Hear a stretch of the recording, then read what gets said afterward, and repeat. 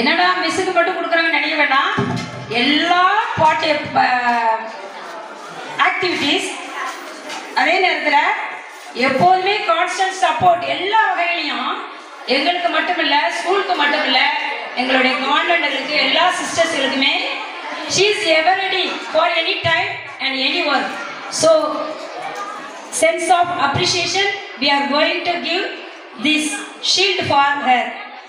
I invite to give sister correspondence sister and with Father Yabu also.